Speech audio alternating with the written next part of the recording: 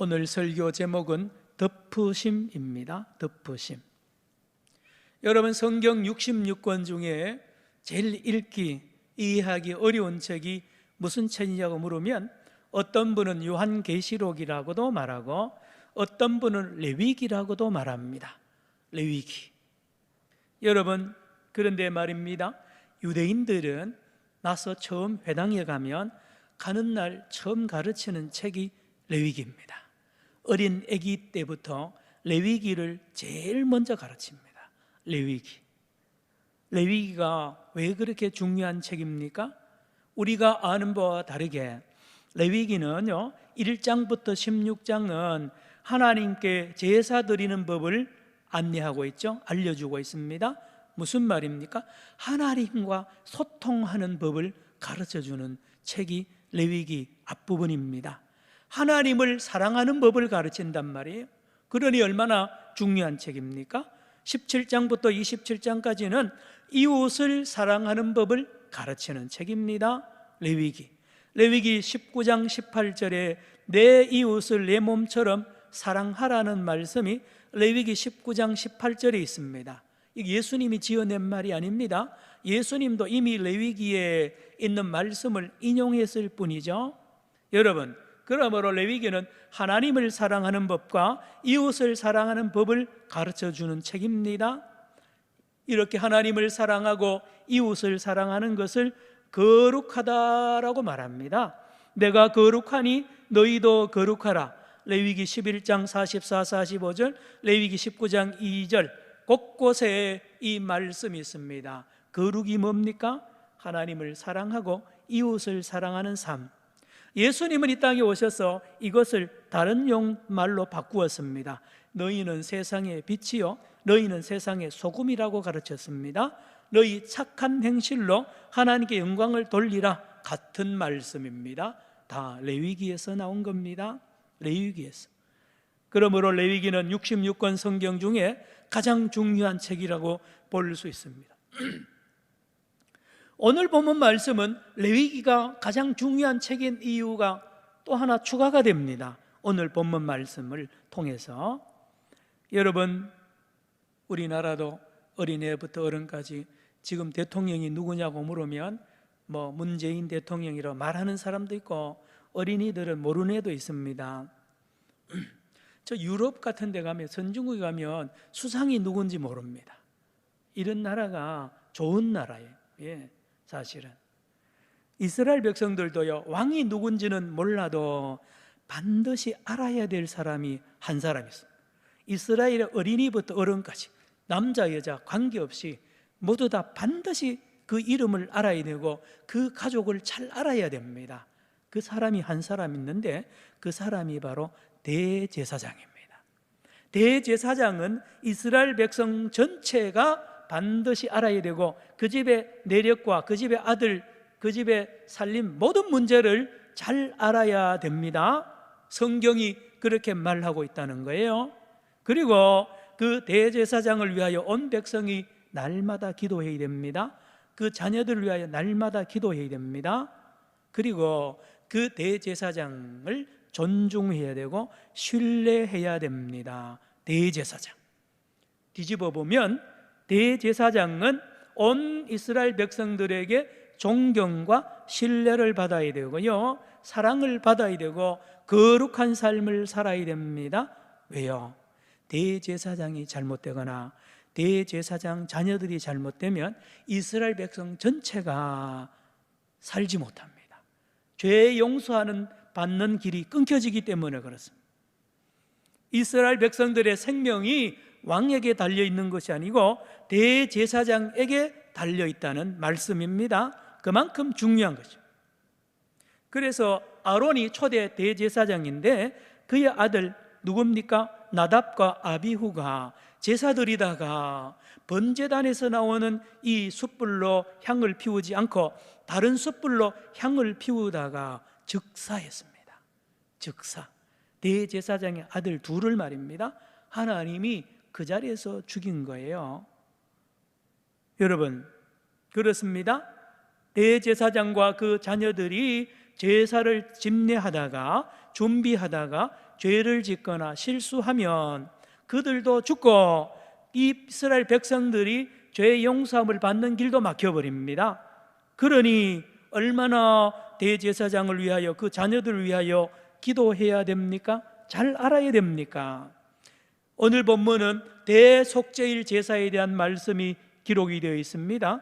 히브리어로 욤 키푸르라고 합니다.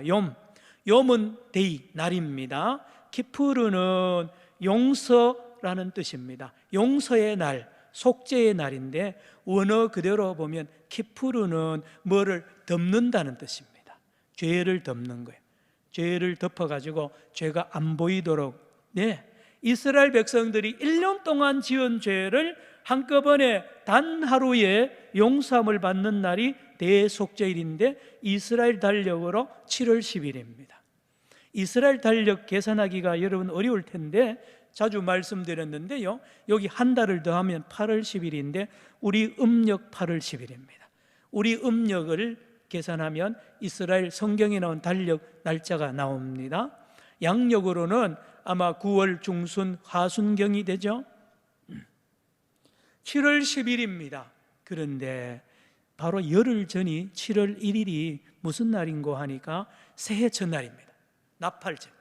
새해가 시작되었다고 나팔을 불면서 온 이스라엘 백성들이 새해 복 많이 받으세요라고 새해에 들떠 있는데 열흘 뒤에 7월 10일 날 대속죄일입니다. 이날은 전부 금식해야 됩니다. 여러분, 작심 3일이라는 말이 있죠. 오늘이 1월 10일이잖아요. 여러분, 송구 영신 예배 드린 지가 어제 같은데 벌써 10일이 지났는데 벌써 우리 마음에는 새해라는 기분이 서서히 사라지고 작심 3일이 되듯이요 흐지부지해집니다. 그런데요, 이스라엘 백성 그러지 않습니다. 나팔절 7월 10일이 시작이 되면 그때부터 초긴장 상태로 들어 온 백성이 긴장합니다. 왜요? 10일 뒤에 있는 대속죄일에 속죄함을 받아야 되니까요. 그 제사가 성공해야 내가 1년을 산단 말이에요. 대제사장은 그날부터 따로 격리됩니다. 성전의 한 방에 대제사장 방에서 나오지 않고 철저하게 사람을 못 만납니다. 사람 만나다 죄 지으면 대속죄일 날 집례를 못하니까 말입니다. 대제사장은 제사장대로, 또요 백성은 백성들대로 철저하게 준비하고 10일 동안 긴장하고 마침내 대속죄일을 맞이하게 하게 되죠. 말씀드린 대로 이스라엘 백성들이 1년 동안 지은 죄가 얼마나 많을까요?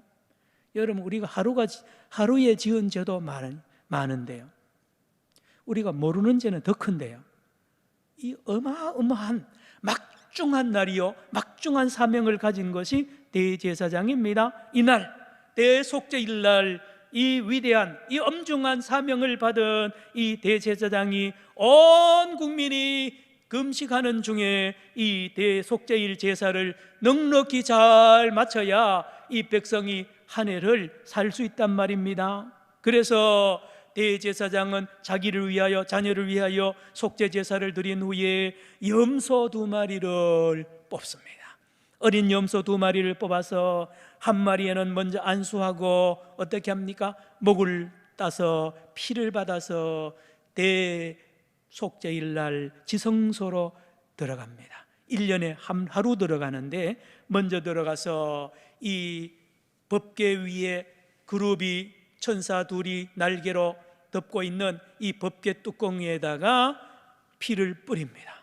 염소의 피를 7번 뿌려야 됩니다. 하나, 둘, 셋, 넷, 다섯, 여섯, 일곱. 8번 뿌리면 대제사장이 즉사합니다. 6번 뿌려도 즉사합니다. 반드시.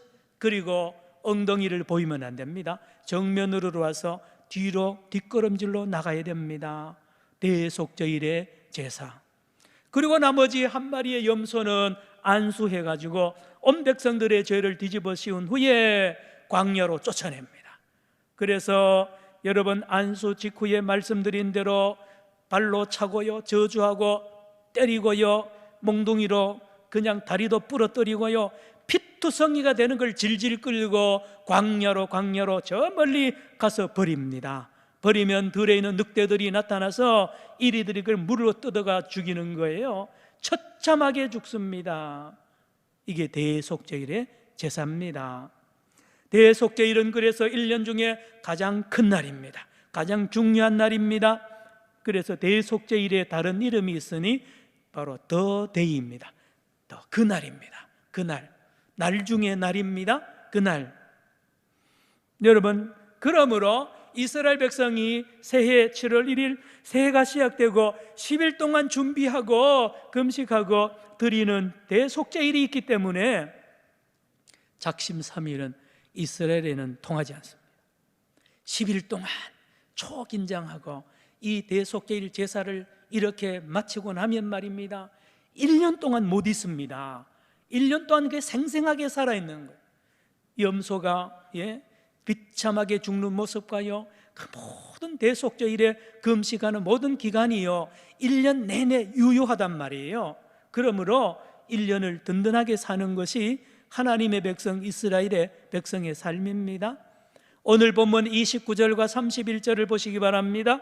29절과 31절에 보면 두 곳에 똑같이 나오는 말씀이 있으니 너희는 스스로 괴롭게 하고, 29절 가운데 있죠. 31절 또 가운데 있습니다. 너희는 스스로 괴롭게 할지니.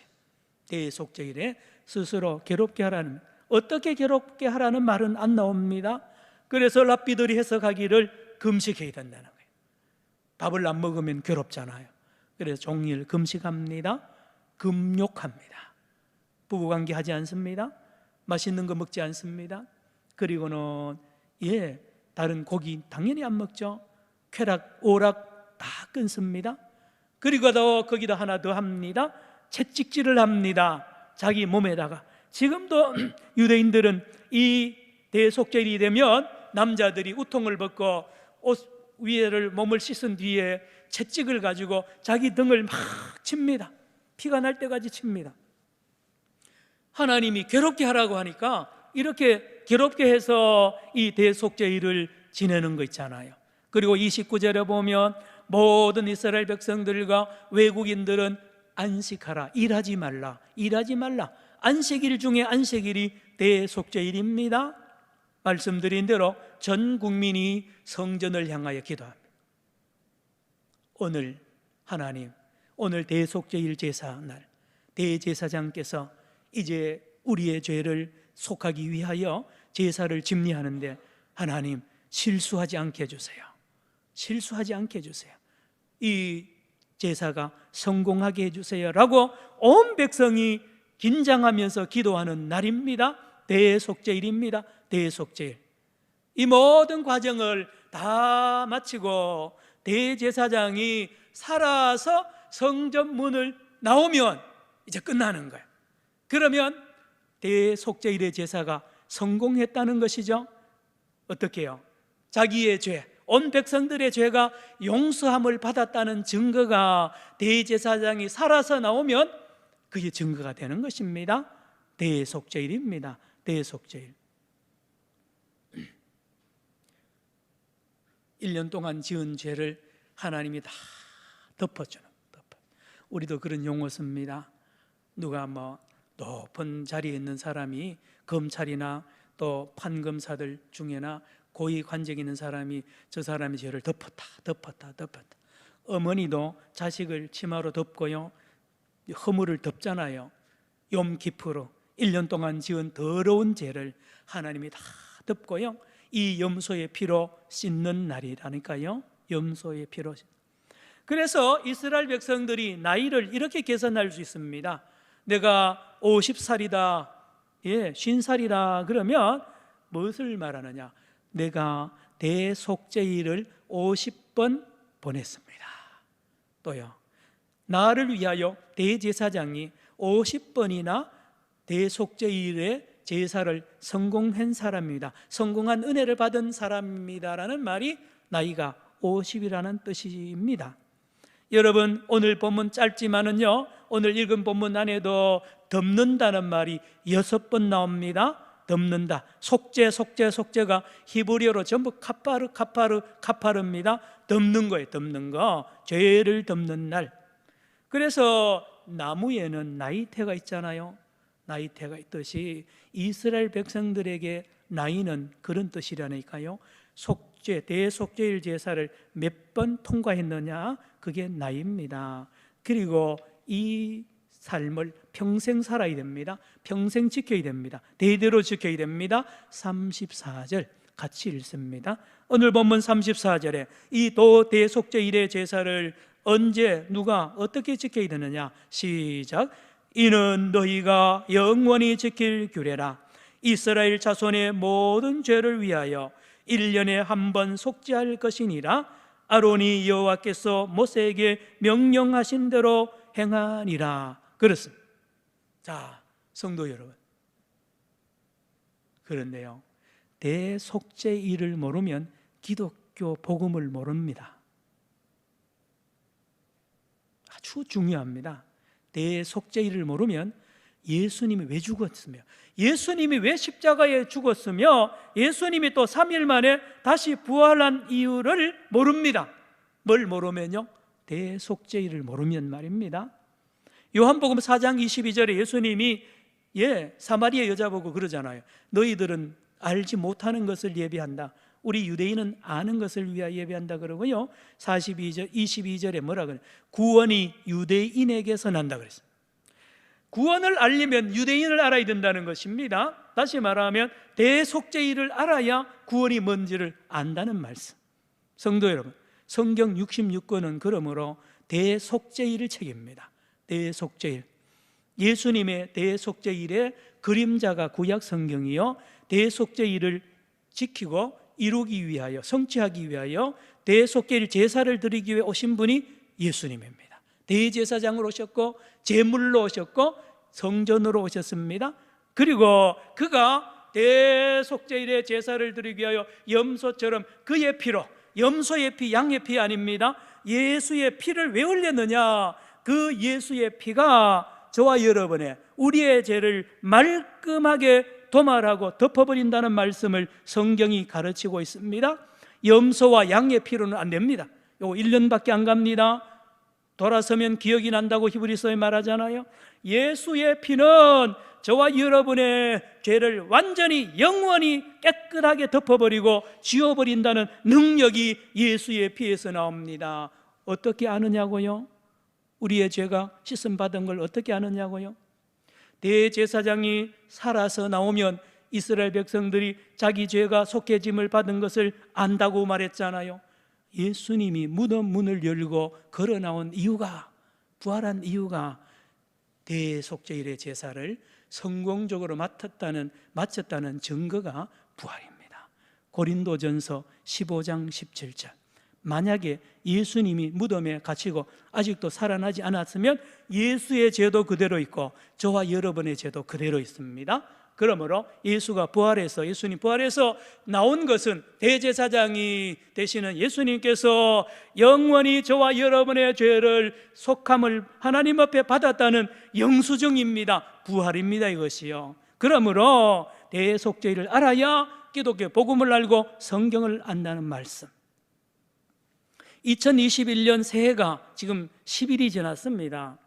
여러분, 늘 해마다 복 많이 받으시라고 새해에 기도도 많이 하고 별별 계획을 세우는데, 여러분, 새해에 말입니다, 백신이 나오고 치료제 나오고 마스크 벗으면 뭐 천국이 됩니까? 아닙니다.